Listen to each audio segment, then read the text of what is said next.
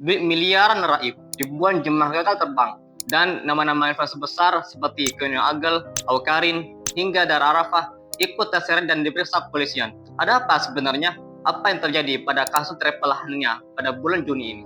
Kasus ini bukan cuma soal jemaah gagal berangkat, tapi ini bukti betapa rapuhnya ekosistem religi kalau dikelola dengan skema manajemen yang ugal-ugalan.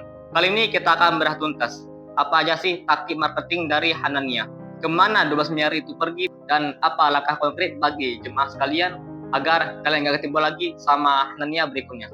Tapi sebelum lanjut, gue mau kasih PDF gratis buat kalian yang mau tahu tips tentang maskapai, visa, dan memilih travel umroh.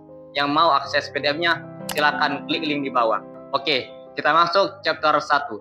Dari awal dan makar marketing. Kita mulai dari awalnya. PT Hazanah Tama Internasional atau lebih dikenal dengan PT Hanania Group didirikan pada tahun 2018 oleh Ahmad Syahraman Farhan sebagai foundernya dan Fitriani Sabahri sebagai komisaris utamanya, dan ini istrinya sendiri. Awalnya, Hanania dikenal sebagai travel brand yang sangat kredibel dan meyakinkan. Yang lagi nonton sekarang, coba komen di bawah. Kalau kalian lihat travel umroh yang di-endorse sama influencer besar dengan jutaan followers, apakah kalian langsung percaya travel ini bagus atau masih curiga? Nah, Hanania pinter banget manfaatin psikologis masa ini. Mereka bakar duit jemaah untuk menyewa influencer besar mulai dari Kurnia Agel, Awkarin, Sarah Gibson, hingga Dar Arafah untuk membangun reputasi dalam waktu yang sangat instan. Efeknya, kepercayaan publik terbangun dalam waktu yang sangat singkat dan dalam skala yang masif. Bahkan, jemaah di semua kalangan percaya bahwa dana mereka 100% aman karena di balik mereka ada nama-nama investor tadi. Padahal, ini cuma makar marketing yang dilakukan oleh Hanania demi menutupi lubang finansial yang sudah menganga di internal perusahaan. Dan dari sinilah akar dari penipuan ribuan jemaah yang gagal terbang. Tapi sebelum jauh kita ke sana, kita bahas dulu gimana sih model bisnis Hanania. Kita masuk chapter 2, skema kemitraan Hanania. Hanania nih menarik loh. Mereka sempat jadi primadona karena paket yang mereka tawarkan dipadu dengan wisata religi seperti ke Dubai, Turki, atau bahkan kemarin main padel di Madinah. Mereka gak cuma jual paket umroh ke perorangan secara retail, tapi mereka juga menjaring jemaah lewat sistem maklar yang disebut teras Hanania. Lo bayangin, mereka ngerekrut sebanyak 85 agen kemitraan yang tersebar di seluruh Indonesia.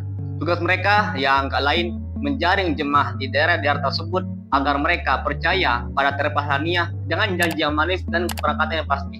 Para agen kemitraan Hanania pun ikut jadi korban dalam kasus penipuan kali ini.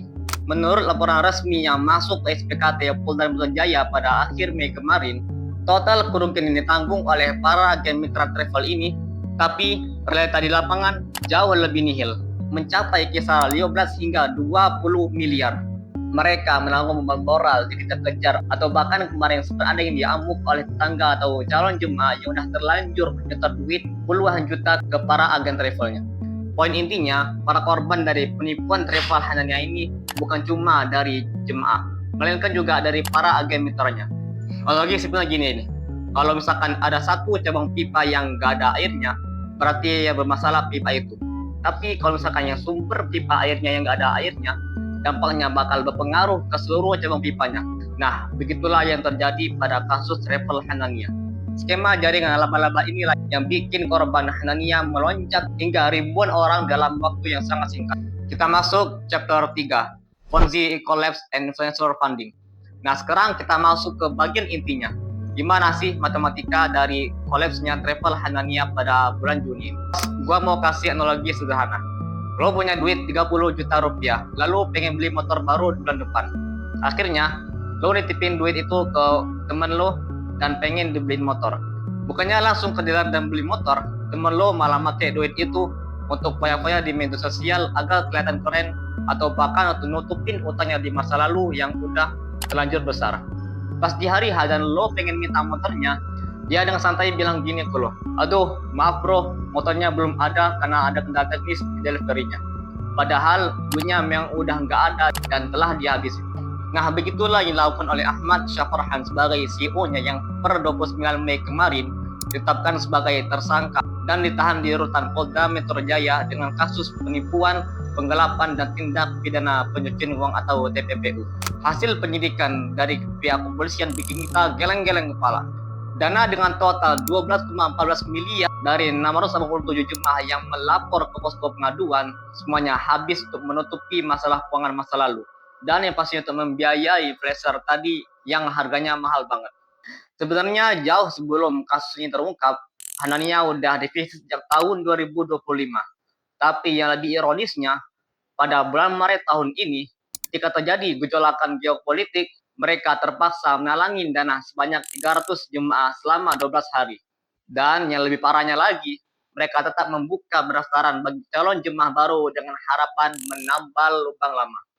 Berita yang gua baca, jemaah Nania dengan kloter bulan Juni hingga bulan Agustus berpotensi gagal berangkat dengan total kerugian yang mencapai 60 miliar rupiah.